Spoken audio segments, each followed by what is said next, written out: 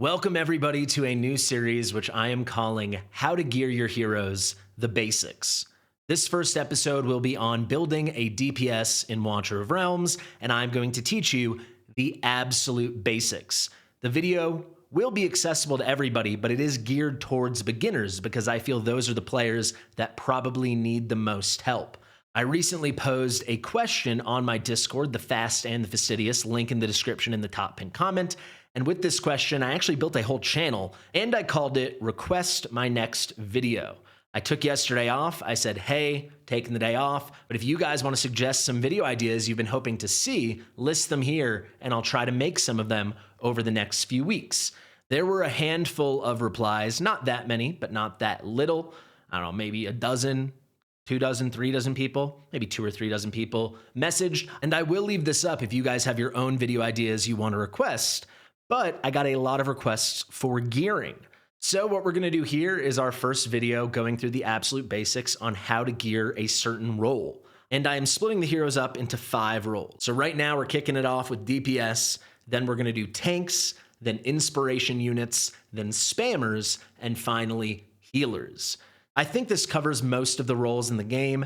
If you think I missed something, let me know in the comment section below. And I'll tell you, if this series is well received and there is demand for more advanced looks at these things, I'm happy to do it. But for now, we're gonna do an overview, a basics breakdown on each role, kicking it off with DPS. At the end of this video, I will give you some rules of thumb that add some specificity to the general rules.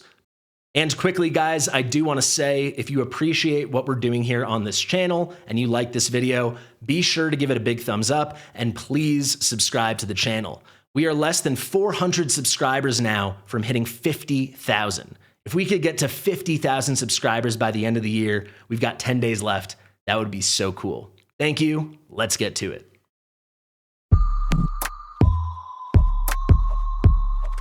Fastidious. Fastidious. Let's begin with the general rules.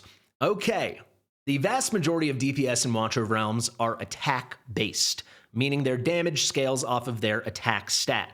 Every DPS has their corresponding main stat that their damage scales off of, but the vast majority are attack-based. There are a small amount of HP-based DPS in this game. There are a small amount of defense-based DPS in this game, but the vast majority, as I've said a couple times now, are attack-based. So what I'm gonna do is teach you how to build an attack-based DPS. However, the only difference with your HP-based and defense-based damage dealers is just gonna be swapping out the corresponding main stat. So for example, if you're wanting to build an HP-based DPS and you hear me say attack, simply swap out attack for HP. All right, it's pretty simple, and I think a lot of people don't like hearing this. Yes, there's some nuance. If I make a more advanced video, we'll go over it. With my rules of thumb, we'll point towards that nuance at the end of the video. But in general, gearing in this game for damage dealers, and kind of more broadly, is mind-numbingly easy. And people want it to be more complicated because they want it to feel more customizable, but it really isn't.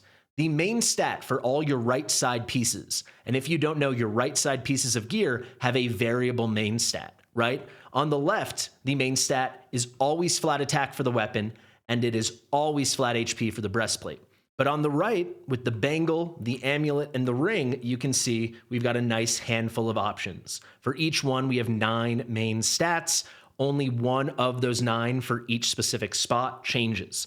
On the bangle, you can get crit rate as a main stat. On the amulet, you can get attack speed as the main stat. And on the ring, you can get rage regen as the main stat. Everything else, the other 8, they always stay the same. It's flat attack, flat defense, flat HP, attack bonus, defense bonus, HP bonus, and finally heal effect. So in this example for building an attack-based DPS, it is as simple as this. You always want for all 3 pieces to have attack bonus as the main stat. Crit damage is not valuable enough in 95% of the content, if not more, in this game to justify having a main stat of crit damage. Moreover, crit rate is a non-starter. Truly it is. There are a couple exceptions if you're progressing through the game, you're in the early or mid game, but once you're deep into the game, there is no purpose for using any crit rate main stat bangle. So building your DPS is really simple. The main stat should be that stat bonus, that stat percentage. So for an attack-based DPS like Yovar, it needs to be attack bonus. Now, it may seem pedantic, it may seem obsessive that I'm spending so much time just talking about the main stats of your right side gear, but frankly, once you get that right, you're gonna get the rest of your build right. Because once you know the main stat, you just start hunting for the appropriate secondary attributes or substats, as we call them. So it's pretty simple. This is the trifecta: crit rate, crit damage, and attack speed. Obviously, you cannot have attack bonus as a substat because attack bonus is already the main stat, so the next three most important stats are going to be these three. Ideally, as you grow in this game, you want to make sure you have all three. As you get more advanced and you have better and better gear, you're going to want the fourth stat to be relevant as well. Do you need a little more damage? Flat attack is actually very valuable. Do you need to be cycling your ultimate skill more frequently? Then you'll introduce rage regen as the fourth substat. Or do you need a bit more tankiness? Then you'll introduce for the fourth stat HP bonus or flat HP. Now, if it's an HP-based damage dealer, so you already have HP bonus as the main stat, then you'll focus defense bonus if you need more tankiness as the fourth stat. And actually, that is very typical.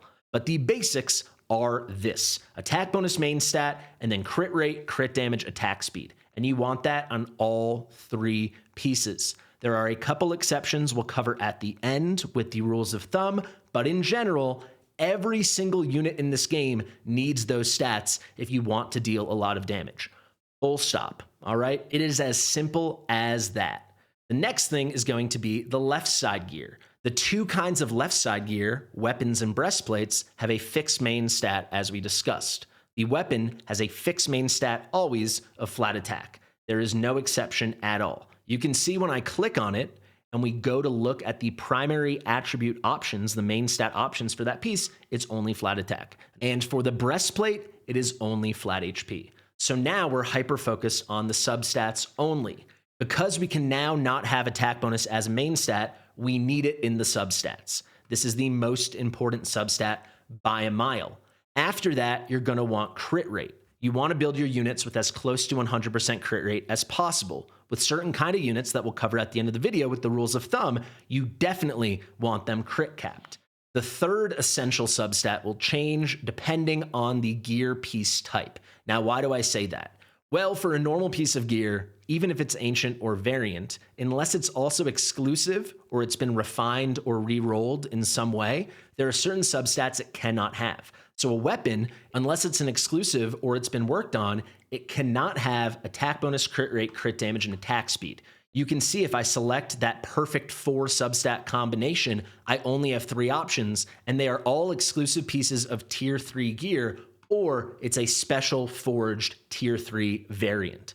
There's no other way to achieve this substat combination unless you're using advanced resources like transmutation gems.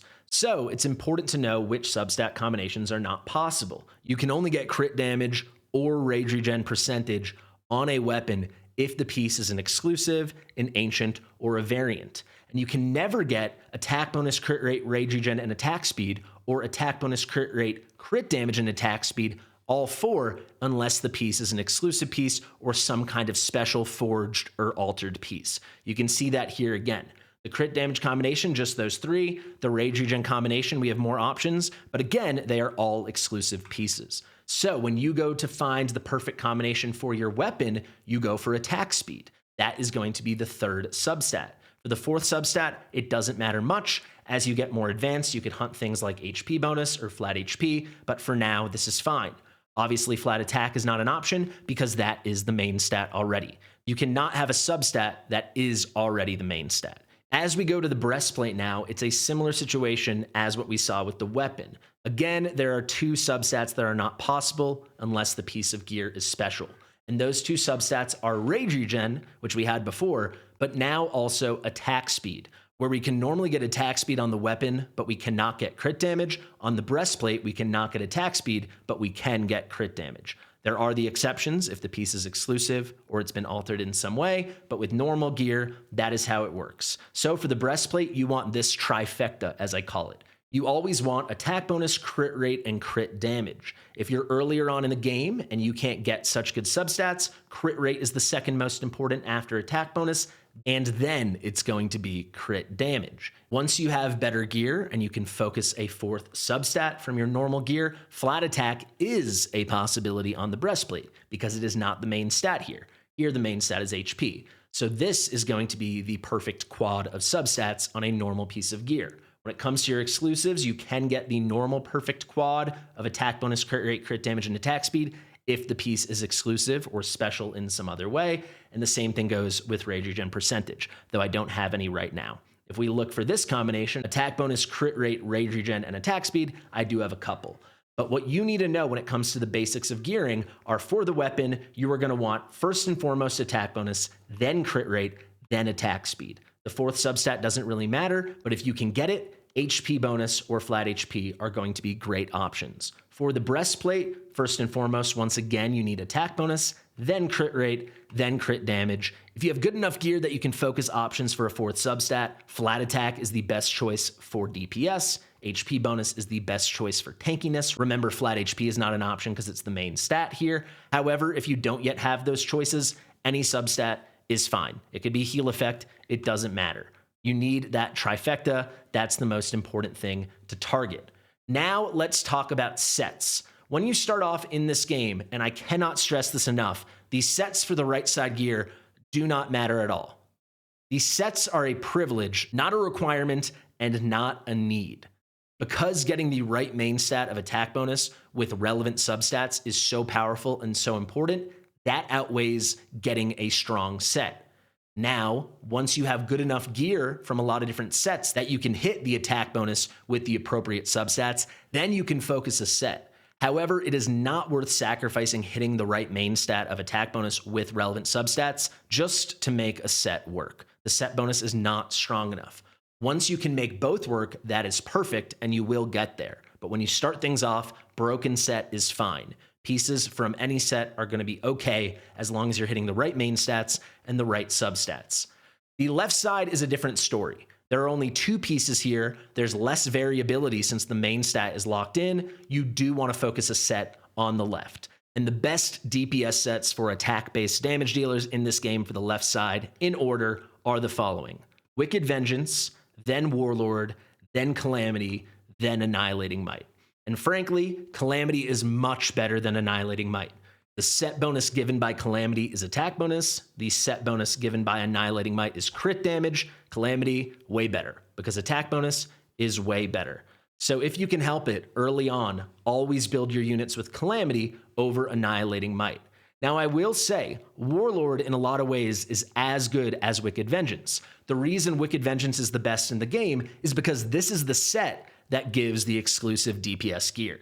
If you check, all of my quads are going to be from Wicked Vengeance, because this is how you get those special pieces that allow these super strong combinations of substats to be possible. None of these are going to be possible from Warlord. You can make these combinations happen using transmutation gems, but at this point, they're very rare. The devs have talked about making them more common. If that happens, I do think Warlord will increase in popularity, but for now, Wicked Vengeance is the best for that reason. So there you go, guys. Those are the basics. I know I went a little bit into the nitty-gritty, but TLDR, building a unit is just like this. It is this simple. We're going to go attack bonus main stat on the right. I'm going to pretend I don't care about set bonuses. Let's pretend I'm much earlier on in the game. I'm going to go crit rate, then crit damage, then attack speed. We'll scroll down and pick something random. My gear is too good. I'm sorry. I've been playing too long. We got this random insight piece. Let's go here now, a random fracture piece. Let's go here now, a random wisdom piece. I'm not even looking at the fourth substat. For the weapon, we want attack bonus, then crit rate, then attack speed. That is the priority order. Let's find a random piece, but let's make sure it's from at least Calamity. Let's actually see if I have something in Calamity. Here we go. Let's throw this on, and then let's do the same for the breastplate, looking for crit damage. So again, the order of priority is attack bonus, then crit rate, then crit damage. Let's toss, actually all of these have flat attack, don't they? Well, pretend it didn't have flat attack. Let's toss this guy on, and that is actually a very good build. Now you can see I've got to check it at the end and be sure, oh, my crit rate is not at 100%. But this brings us to our first rule of thumb. There are some heroes in this game where crit rate is more important, and it's pretty simple. I'm not going to get overly technical breaking down the distinction between Soulbound Arcana heroes and Infernal Roar heroes. If you want that, we can do that in another video, but the idea is there. So what am I talking about? A unit like Razak from his ultimate does a huge amount of damage in one singular hit, one burst. So if you miss the crit on this burst, this big AoE of 1000 damage, that is a lot more costly than with a unit like Nyx. When she ults, she's going to have an extended period, not a burst, but a prolonged period of improved basic attacks. So with her, it's not as crucial that she is at exactly 100% crit rate. If she's at 90% crit rate, it'll still be strong because she will put out a large enough quantity of hits over her enhanced ultimate period that it's not going to be felt in the same way as with Razak, who has one big burst, and if you miss the crit on that, that would suck.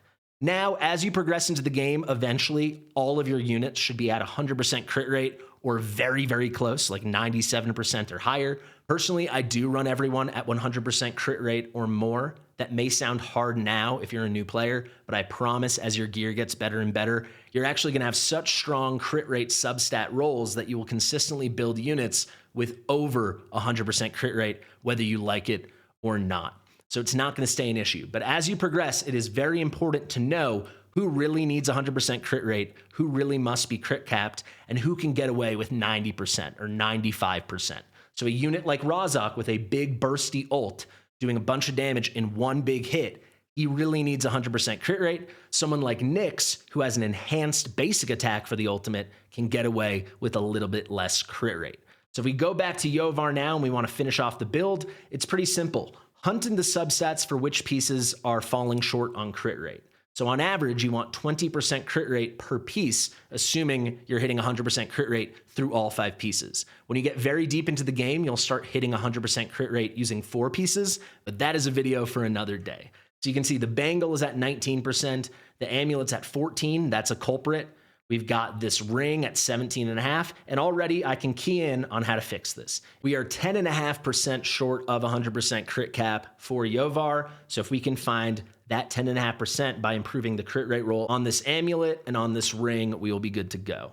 What I'm gonna do is I'm gonna sort by crit rate first. That's gonna put everything in order here from our highest crit rate rolls all the way down to our lowest. If I scroll down, you can see, let's go here. That's a good bit lower, 15%. Let's try to find something closer to 20. Here we go, 22.5, and the rest is fine. Let's throw that on. Now we're 5.5 percentage points short. We are at 14% now, so we need a piece that is 19.5% at least.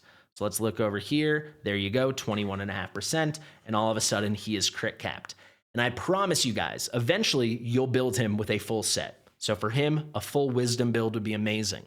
And eventually a full Soulbound Arcana build or Cataclysm would be even better. But for now, until you can get the good enough pieces to make the full set happen, this broken set is going to be far more powerful than what you're used to.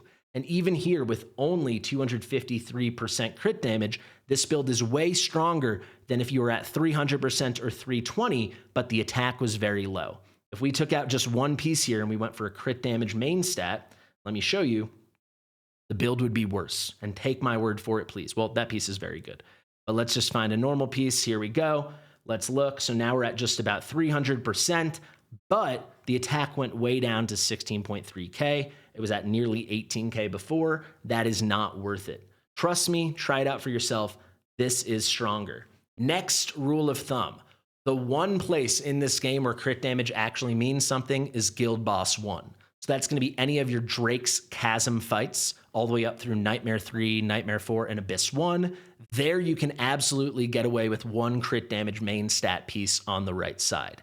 However, for most heroes, all attack bonus on the right is still going to be better, but the difference between 3 attack bonus, 0 crit damage main stat, and 2 attack bonus, 1 crit damage main stat is not going to be as drastic.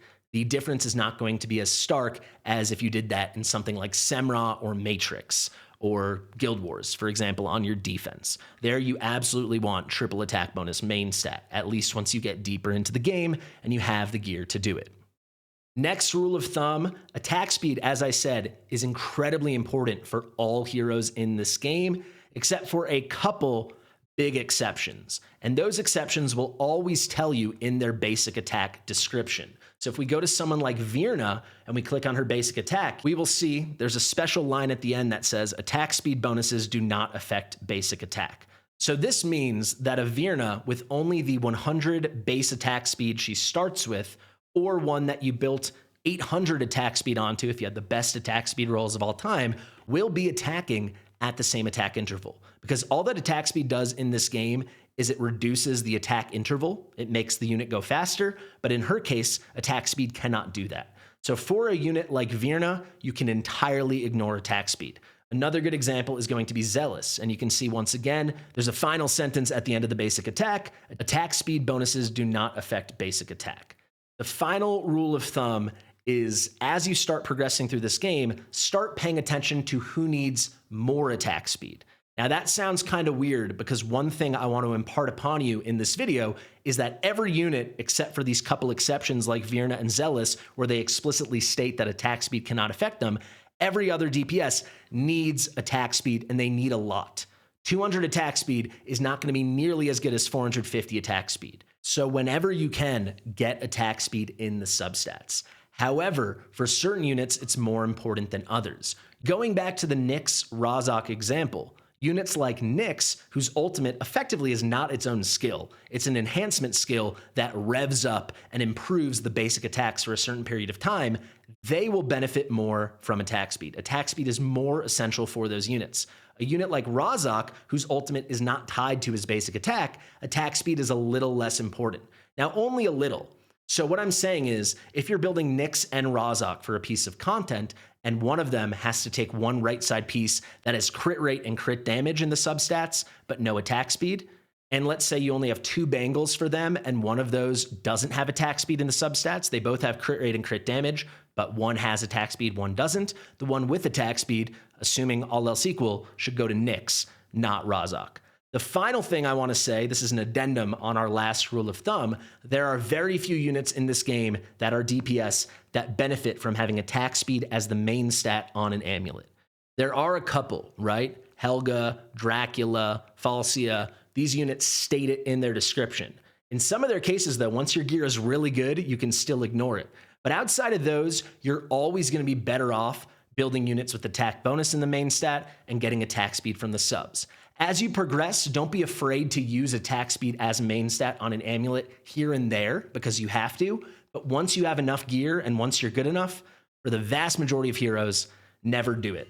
So there you go, guys. Those are the basics for gearing a DPS in Watcher of Realms. I've been Fastidious. I do know this video was kind of long, and I do want to give a big shout out to R-Type who edited this video. Let me know how you like it. Like whether you hate it, you love it, somewhere in between, how I could do better for the next video. We've got 4 more coming, so stay tuned. If you want to make sure you don't miss anything, subscribe to the channel, share with your mother, and I'll see you real soon. Bye.